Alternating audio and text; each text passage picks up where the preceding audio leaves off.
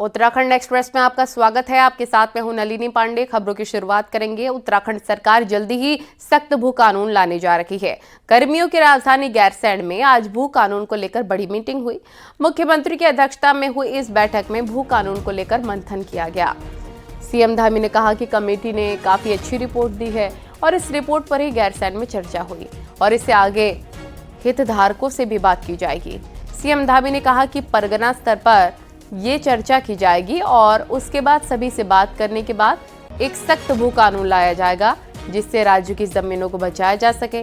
साथ ही सीएम धामी ने कहा कि राज्य में जमीनों के गलत इस्तेमाल के आंकड़े मंगाए गए हैं और उन पर कार्रवाई भी की जा रही है। इस बैठक में राज्य सरकार के आला अधिकारी के साथ रिटायर्ड अफसरों को भी शामिल किया गया है और भू कानून के लिए रोड मैप बनाने पर बातचीत की गई है।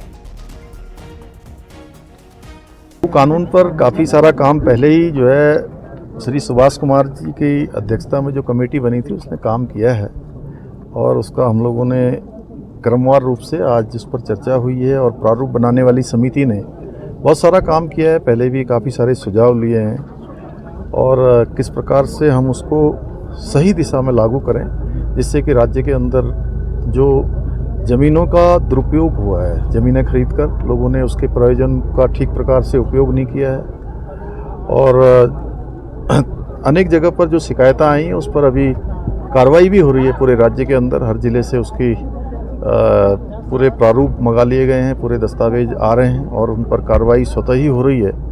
अब जल्दी ही चूँकि हमको भू कानून लाना है, लागू करना है, तो उसमें सभी के सुझाव बहुत महत्वपूर्ण हैं। आज हमने जो हमारे राज्य के बहुत अनुभवी और जिनका लंबा दीर्घ अनुभव रहा है और इस क्षेत्र में काम किया है उन सभी वरिष्ठ हमारे जो सेवानिवृत्त हो चुके अधिकारी हैं उन सबको भी यहाँ पर बुलाया था। सभी ने अपने अपने सुझाव दिए हैं, अच्छे सुझाव आए हैं और हम इसके बाद स्टेक होल्डर्स के साथ भी ये बातचीत करेंगे, उनके भी सुझाव लेंगे जो भी हितधारक हैं और साथ में राज्य के प्रत्येक जो हमारे परगना हैं उन परगनाओं पर भी हमारे सभी लोग जो है उस पर चर्चा करेंगे। हमारे एसडीएम वगैरह, तहसीलदार और सबके सुझाव लेकर जो चीज़ें आएंगी उसके अनुरूप हम एक सशक्त भू कानून राज्य के अंदर लागू करेंगे।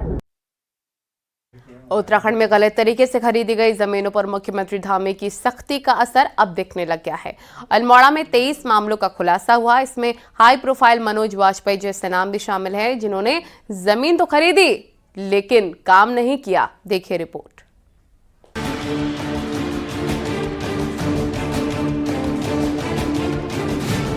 राज्य में भू कानून की मांग को लेकर तेजी से आंदोलन होने लगे तो सीएम पुष्कर सिंह धामी ने सभी 13 जिलों के डीएम से रिपोर्ट मांग ली। अब इस पर चौंकाने वाले आंकड़े सामने आ रहे हैं।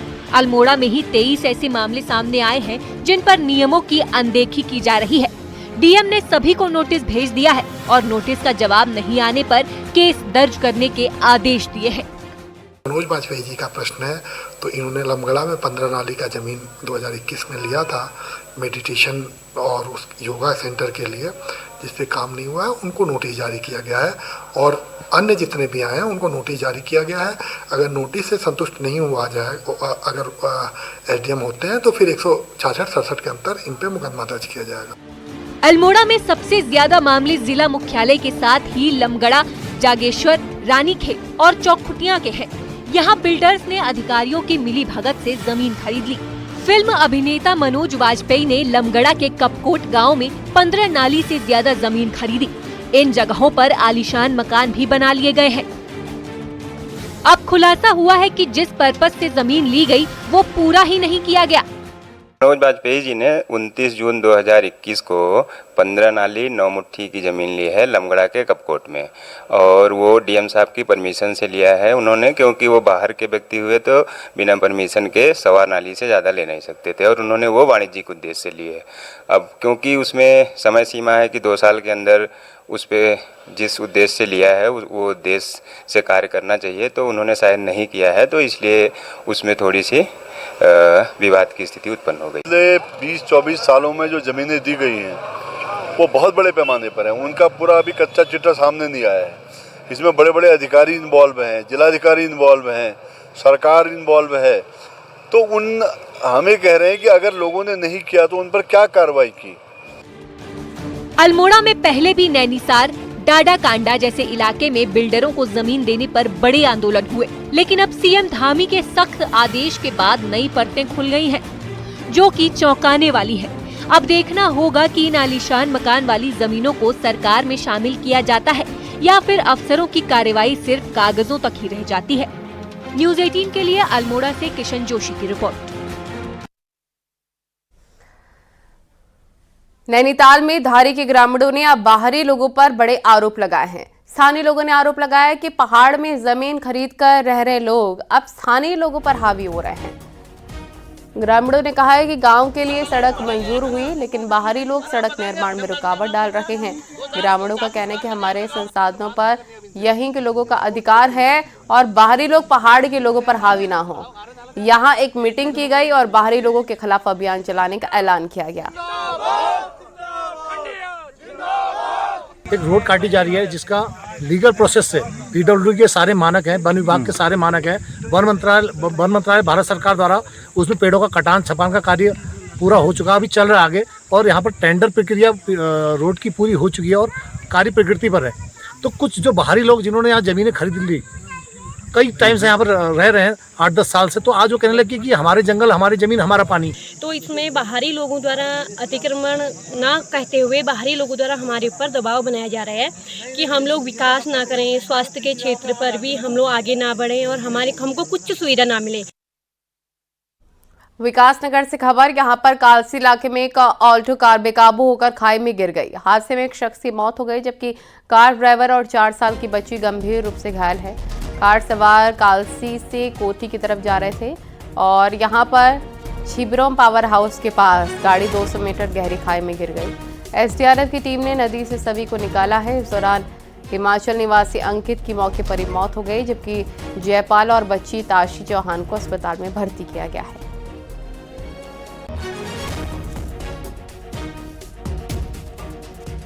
देहरादून के जाने माने दून स्कूल की बाउंड्री के अंदर मजार कैसे बनी और फिर क्यों तोड़ी गई, ये रहस्य बरकरार है। वक्फ बोर्ड मामले में पड़ताल करवा रहा है। बीजेपी ने इसे मजार जिहाद का कनेक्शन बता दिया है।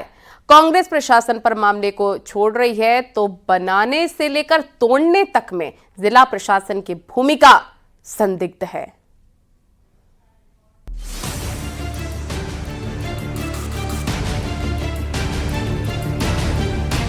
जिस दून स्कूल की पहचान दुनिया में है, देहरादून में उस स्कूल की बाउंड्री पर बनी मजार चर्चाओं में है।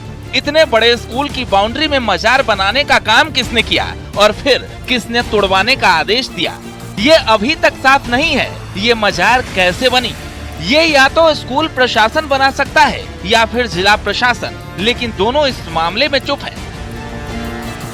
जिला प्रशासन की भूमिका पर सवाल बड़ा है कि क्या जिला प्रशासन को पता ही नहीं था कि कोई पुरानी मजार यहाँ पर है, जैसा वक्फ बोर्ड का दावा है।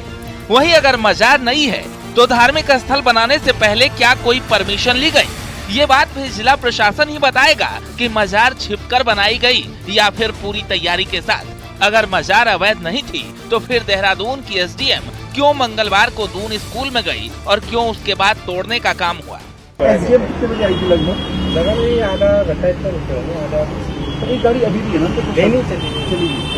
वक्फ बोर्ड के अध्यक्ष शादाब शम्स के मुताबिक दून स्कूल की बाउंड्री में जो ये मामला सामने आया है उसे दिखवाया जा रहा है। वहीं शहरी विकास मंत्री प्रेमचंद अग्रवाल भी यही बात कह रहे हैं। इस तरह का एक विषय जरूर आया है कि देहरादून जो स्कूल है उसके अंदर एक मजार का विषय था और वो संपत्ति कहीं ना कहीं कहना है कि औकाफ की। इसकी जांच करा लेते हैं, इसका परीक्षण करा लेते हैं, सरकारी तौर पे हम जरा देख लेते हैं, अधिकारियों से बात कर लेते हैं। अगर कोई इस तरह का विषय आता है तो फिर उसके बाद आपके संज्ञान में मामले को रखा जाए। जहां तक मुझे जानकारी है उसे तोड़ा गया है और अभी इसमें बहुत से तथ्य सामने आएंगे तो उसके बाद ही इसमें कुछ कहना ठीक रहेगा। चक्राता रोड से सटी ये दीवार बिल्कुल नहीं है, जिसे पीडब्ल्यूडी ने करीब 4 करोड़ रुपए में बनाया है। बीजेपी नेता मुन्ना सिंह चौहान को नई दीवार की आड़ में ये मजार जिहाद का खेल लगता है, तो पूर्व सीएम हरीश रावत के मुताबिक क्या हुआ और क्या करना है ये प्रशासन को देखना है।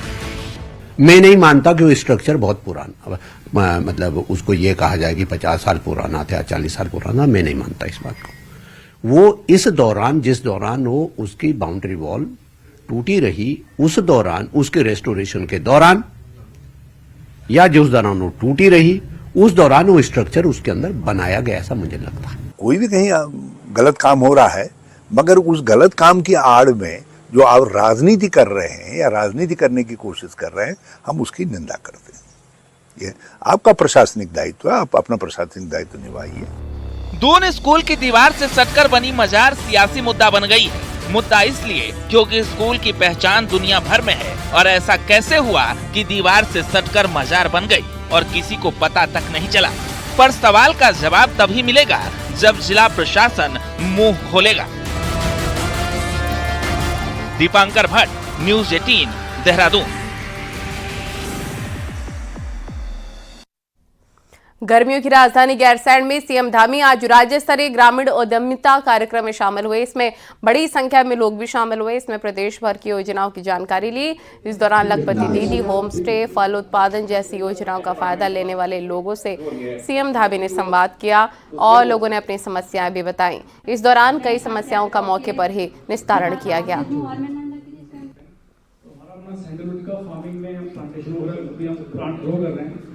सीएम पुष्कर सिंह धामी ने बद्रीनाथ में भगवान बद्री विशाल की पूजा अर्चना की, प्रदेशवासियों की सुख शांति की कामना की।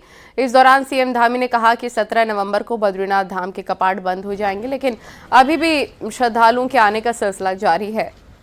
सीएम धामी ने भी कहा कि यात्रा अपने अंतिम चरण में है और सभी लोगों ने यात्रा को लेकर संतोष जताया है। यात्रा बहुत अच्छी तरह संपन्न हुई। सीएम धामी ने ये भी कहा कि पीएम मोदी के मार्गदर्शन में केदारनाथ के साथ बद्रीनाथ धाम में पुनर्निर्माण काम चल रहे हैं और जल्द ही बद्रीनाथ का बदला हुआ रूप हम सबके सामने होगा। इस बार यात्रा अपने अंतिम चरण में है और इस बार की यात्रा से यहाँ के हमारे सभी तीर्थ पुरोहित समाज के लोग, हमारे धार्मिक संगठनों के लोग, व्यापार मंडल के लोग, होटल एसोसिएशन, अन्य एसोसिएशन, सभी ने बहुत संतोष व्यक्त किया है कि यात्रा बहुत कुशलतापूर्वक संपन्न हुई है, अच्छी यात्रा। केदारनाथ उपचुनाव की तारीख जैसे जैसे नजदीक आ रही है, चुनाव प्रचार आखिरी दौर में चल रहा है। बुधवार को बीजेपी प्रदेश अध्यक्ष महेंद्र भट्ट और गढ़वाल सांसद अनिल बलूनी ने अलग अलग जगह पर प्रचार किया तो गांवों में जाकर छोटी छोटी बैठकें की। गढ़वाल सांसद अनिल बलूनी ने कहा कि केदारनाथ की जनता ने बीजेपी को चुनाव जितवाने का मन बना लिया है।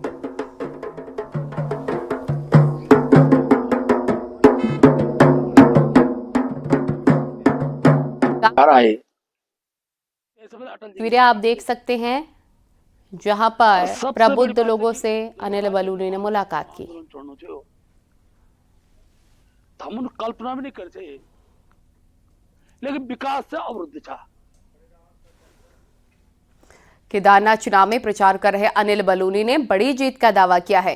उन्होंने कहा कि कांग्रेस दौड़ में ही नहीं है और केदारनाथ में हुए कामों का सीधा फायदा बीजेपी को मिलेगा और जनता ने बीजेपी को जिताने का मन बना लिया है। न्यूज़ 18 ने अनिल बलूनी से केदारनाथ चुनाव पर एक्सक्लूसिव बातचीत की है, सुनिए। केदारनाथ उपचुनाव के लिए प्रचार का अंतिम चरण है।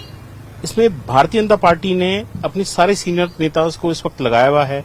कई सीनियर नेता यहाँ दौरा कर रहे हैं। हमारे साथ है बीजेपी के राष्ट्रीय मीडिया प्रमुख और पौड़ी लोकसभा से एमपी अनिल बलूनी। बलूनी साहब, आप यहाँ आए हैं, आज आपने प्रचार भी किया है, किस तरीके का फीडबैक आपको लगता है, क्या माहौल है? देखिए, मैं अभी, क्योंकि मेरा लोकसभा का चुनाव हुआ बहुत समय नहीं हुआ है, अभी मैं लगातार इस क्षेत्र में था ही, और जितना मैं 1-2 दिन में देखा है, लोगों में बहुत ही समझदारी से लोग तय कर चुके हैं कि केंद्र में भाजपा की सरकार है, राज्य में भी भाजपा की सरकार है, सांसद भारतीय जनता पार्टी का है, विधायक भी भारतीय जनता पार्टी का होगा, तो विकास की गति और तेज होगी।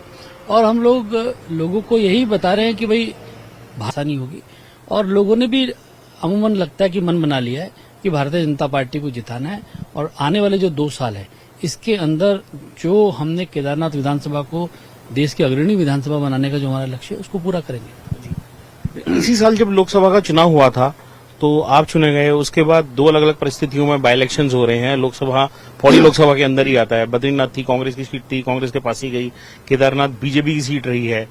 तो आप कह रहे हैं बीजेपी जीतेगी, लेकिन कांग्रेस का दावा है कि उसकी स्थिति बड़ी मजबूत है यहाँ पर। नहीं, देखिए, कांग्रेस का दावा तो अभी हरियाणा में भी था। कांग्रेस तो दावा करेगी और विपक्षी दल को दावा करना भी चाहिए, लेकिन उनका मनोबल बिल्कुल गिरा हुआ है, सच्चाई यही है। और आप देखिए जो उनके जितने सिपा सलार हैं वो भी सब हारे हुए सिपा सलारों के सारे कांग्रेस लड़ रही है। अब कांग्रेस ने हारे हुए की फौज बनाई है। मुझे पूरा विश्वास है कि केदारनाथ विधानसभा के जितने भी हमारे मतदाता है वो पूरी तरह से भारतीय जनता पार्टी को जिताने के लिए तैयार बैठे हैं। एक सवाल और है इधर ही केदारनाथ बाई इलेक्शन से जुड़ा हुआ, क्योंकि ये सीट में 5 बार अभी तक जब इलेक्शन हुआ है तो ये 3 बार बीजेपी के पास, 2 बार कांग्रेस के पास भी रही है, और ये वो सीट है जहां प्रधानमंत्री नरेंद्र मोदी भी लगातार आते रहे हैं, बीजेपी का बड़ा फोकस रहा है, पीएम का बड़ा फोकस रहा है। तो ये क्या प्रतिष्ठा से, बीजेपी की प्रतिष्ठा से जुड़ा हुआ चुनाव है, ऐसा मानते हैं?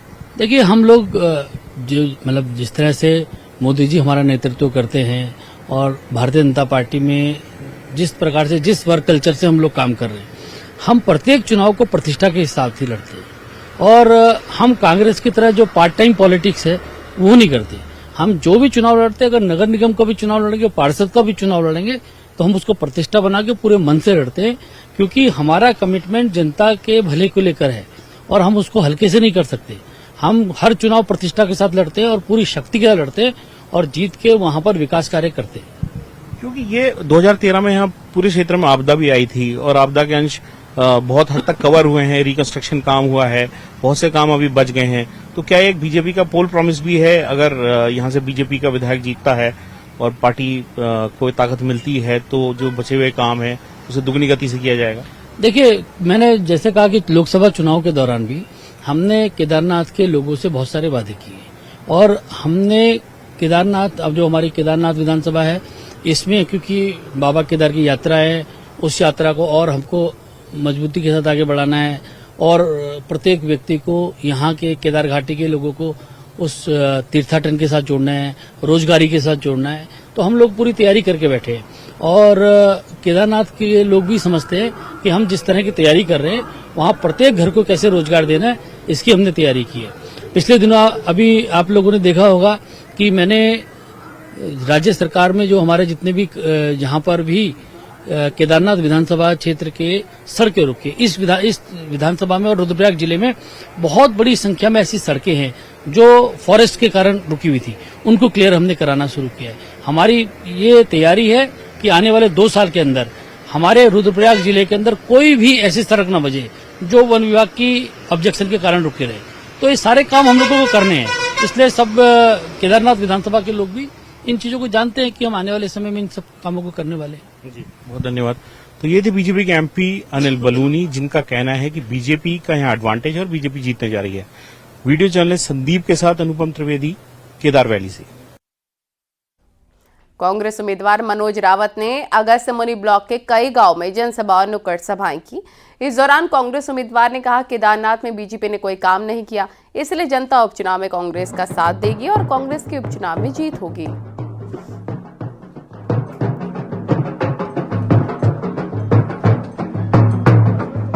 केदारनाथ विधानसभा के उपचुनाव की उल्टी गिनती स्टार्ट हो गई है। ऐसे में सीट मुख्य राजनीतिक दल जीत को लेकर अलग अलग सीटों में अलग अलग दावेदार अपने अपने दावे कर रखे हैं। केंद्रीय राज्य मंत्री अजय टम्टा का कहना है केदारनाथ में जिस तेजी से विकास कार्य हुए हैं उसका फायदा उपचुनाव में बीजेपी को जरूर मिलेगा। साथ ही उन्होंने कहा कि डबल इंजन की सरकार होने के कारण भी बीजेपी का पलड़ा भारी है। मतदाता भी इस बात को समझ रहा है कि बीजेपी उम्मीदवार की जीत से केदारनाथ विकास कार्यों को गति मिलेगी। इस प्रकार का माहौल वहाँ पर बना है तो सब लोगों की इच्छा है कि जिस प्रकार से केदारनाथ को नरेंद्र भाई मोदी जी के मार्गदर्शन में चाहे ऑल वेदर की सुविधाएं मिली और केदारनाथ धाम की पूर्व की तरफ स्थापित किया जाना हो, तो ये बहुत सारी चीज़ें। और अभी रूलिंग की सरकार है हमारे राज्य में, केंद्र में भी हमारी सरकार है और सारे लोगों की इच्छा है। और आशा नोटियाल वहाँ से पूर्व में विधायक भी रही हैं। क्या सरकारी विभाग सरकार के मन मुताबिक काम नहीं कर पा रहे? क्या सरकारी विभाग समय से विकास कार्यों को पूरा नहीं कर पा रहे? अगर ये सवाल क्यों उठ रहे हैं और कहां से उठ रहे हैं, इस रिपोर्ट में देखिए। उत्तराखंड में सरकार एक के बाद एक विकास कार्यों को हरी झंडी दिखा रही है, लेकिन झंडी दिखाने में जितनी तेजी राजनीतिक लोग दिखा रहे हैं, विकास कार्यों को करने में सरकारी एजेंसियां उतनी ही ढिलाई बरत रही हैं। जिसका खामियाजा जनता के गुस्से के रूप में बीजेपी विधायक और सांसद झेल रहे हैं। ऐसा हम नहीं कह रहे हैं, बल्कि ये बड़ी बात खुद बीजेपी के नैनीताल उधम सिंह नगर से सांसद और पूर्व केंद्रीय मंत्री अजय भट्ट कह रहे हैं। कई विभाग हैं ऐसे, जैसे हमारा पेयजल निगम है, वो पहले लाइन बिछा दे रहे हैं, टंकी बनाने में 1.5 साल लगता है। अब लाइन बिछी हुई है, सड़कें खुदी हैं, पानी जा नहीं रहा है क्योंकि टैंक जब बनेगा तब जाएगा, और लोगों के कोप भाजन हम बन रहे हैं। सरकार के प्रति जो अच्छा होगा करके हमने पैसा दिया, मोदी जी ने इतना पैसा दिया, उसके बारे में सुनना हमको पड़ता है अधिकारियों के कारण। वाकई सांसद जी के आरोप बेहद गंभीर है, इसलिए कांग्रेस ने भी चुटकी लेने में देर नहीं की। कांग्रेस प्रवक्ता ने बीजेपी सांसद की बात को कांग्रेस के आरोपों पर मुहर करार दे डाला है। जो गुड गवर्नेंस की बात कहते हैं वो पूरी तरह विफल है इस समय भाजपा सरकार, और इस बात को ये स्वीकारोक्ति है हमारे माननीय सांसद जी की कि पैसा वो ला रहे हैं, योजनाएं वो ला रहे हैं, लेकिन अधिकारी काम नहीं कर रहे हैं। तो खुला आरोप मैं समझता हूँ ये तो राज्य सरकार के ऊपर सांसद जी का दिखता है मुझे, और जो कि कांग्रेस ये आरोप बार बार लगाते आई है कि अधिकारी बेलगाम हो चुके हैं। जाहिर है केंद्र और राज्य दोनों में बीजेपी की सरकारें हैं, अधिकारी भी उन्हीं के मुताबिक हैं। लेकिन इस सब के बीच अधिकारी सत्तारूढ़ दल के महत्वपूर्ण नेताओं के मुताबिक काम क्यों नहीं कर पा रहे, ये सवाल हैरान करने वाला है। हल्द्वानी से न्यूज़ 18 के लिए शैलेंद्र नेगी की रिपोर्ट। और अब आपको दिखाते हैं पहाड़ टॉप 10 न्यूज। बागेश्वर में बंदरों को भगाने के लिए इस्तेमाल की गई बंदूक से गोली एक महिला को लग गई, घायल महिला अस्पताल में भर्ती। उत्तरकाशी में ततैया के हमले की घटना के बाद जिला प्रशासन हरकत में आया है। रात के समय एसडीआरएफ और वन विभाग ने अभियान चलाकर कुछ जगह पेड़ पर लगे ततैया के छत्ते आग लगाकर हटाए। रुड़की में बंगाल इंजीनियर ग्रुप ने run for fun and fitness का आयोजन किया। इसमें कई स्कूलों के बच्चों ने हिस्सा लिया। विकास नगर के सहसपुर में सरकारी अस्पताल का मुख्य विकास अधिकारी ने निरीक्षण किया। साफ सफाई के साथ मरीजों और तीमारदारों से व्यवस्थाओं की जानकारी ली। कांग्रेस के हरिद्वार जिला प्रभारी प्रकाश जोशी आज रुड़की पहुंचे। कार्यकर्ताओं के साथ बैठक में संगठन को लेकर चर्चा की। अल्मोड़ा के एडम्स इंटर कॉलेज में संस्कृत छात्र प्रतियोगिता का आयोजन किया गया। इसमें जिले भर के स्टूडेंट्स ने हिस्सा लिया। रुड़की में पुलिस ने चेकिंग के दौरान 2 अंतर्राज्यीय वाहन चोरों को गिरफ्तार किया। इनके पास से 12 बाइक भी बरामद की गई। देहरादून से पौड़ी जा रही रोडवेज बस का ब्रेक फेल हो गया, लेकिन ड्राइवर की सूझबूझ से 34 यात्रियों की जान बच गई।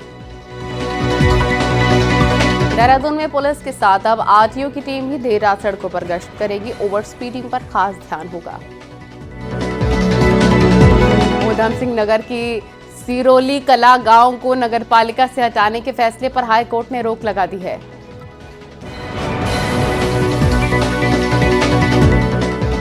खबरें जारी है, रुकेंगे छोटे से ब्रेक के लिए। आगे देखिए महाबहस अनुपम मिश्रा के साथ।